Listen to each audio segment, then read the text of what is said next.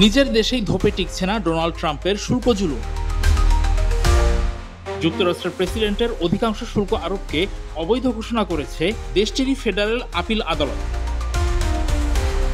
রায়ে বলা হয়, আমদানি কর চাপানোর জন্য তিনি বেআইনিভাবে জরুরি ক্ষমতা ব্যবহার করেছিলেন। রায়ে ট্রাম্প প্রশাসনকে বর্ধিত শুল্ক প্রত্যাহারের আদেশ দেন আদালত। তবে এই রায়কে চ্যালেঞ্জ করে সুপ্রিম কোর্টে পিটিশন দায়ের করতে পারবেন ডোনাল্ড ট্রাম্প। রায় ঘোষণার শুনানিতে অংশ নেন ফেডারেল আদালতের 11 জন বিচারক। তাদের মধ্যে 7 জন ট্রাম্পের শুল্ক নীতিকে অবৈধ ঘোষণা করেন। 30 আগস্ট ঘোষিত এক রায়ে আদালত বলেছে, শুল্ক আরোপের ক্ষেত্রে যুক্তরাষ্ট্রের ইন্টারন্যাশনাল ইকোনমিক পাওয়ার্স অ্যাক্ট আইনের অপব্যবহার করেছেন। এখন ফেডারেল আপিল আদালত ট্রাম্পকে সময় দিয়েছেন। আলোচিত রায়ে আদালত বলেছেন 14 অক্টোবরের পর রায়টি কার্যকর হবে। এর ফলে ট্রাম্প প্রশাসন সুপ্রিম কোর্টে আপিল দায়ের করার জন্য সময় পেয়েছে।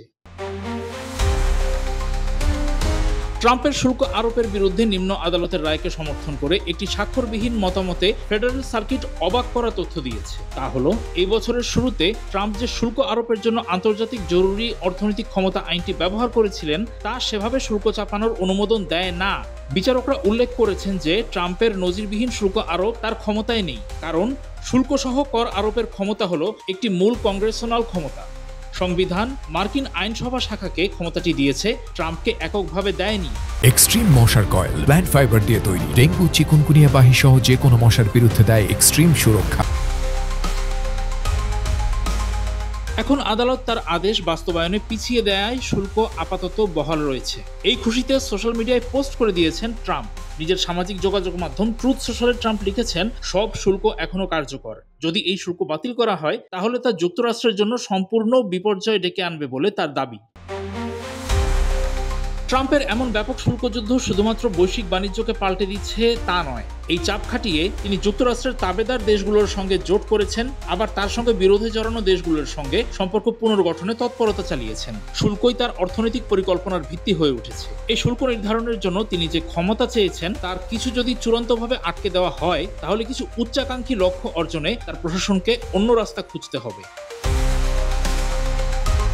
ট্রেজারি সেক্রেটারি স্কট বেসেন্ট আদালতে এক বিবৃতি জমা দিয়েছেন। সেখানে তিনি সতর্ক করে জানিয়েছেন, এই শুল্ক স্থগিত করা ভয়াবহ কূটনৈতিক বিব্রতকর পরিস্থিতি সৃষ্টি করবে।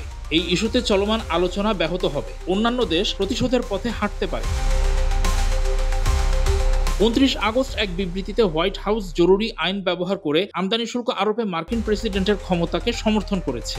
বিদেশি হুমকি থেকে জাতীয় ও অর্থনৈতিক নিরাপত্তা নিশ্চিতের জন্য কংগ্রেসের দেওয়া শুল্ক ক্ষমতা আইনত প্রয়োগ করেছেন ট্রাম্প। হোয়াইট হাউসের মুখপাত্র কুশ দেশাই বিবৃতিতে আশা প্রকাশ করেছেন, ট্রাম্পের শুল্ক কার্যকর থাকবে এবং এই বিষয়ে চূড়ান্ত বিজয় আসবে। অ্যাটর্নি জেনারেল পাম বন্ডি সোশ্যাল মিডিয়ায় বলেছেন, ট্রাম্প প্রশাসন আপিল করবে।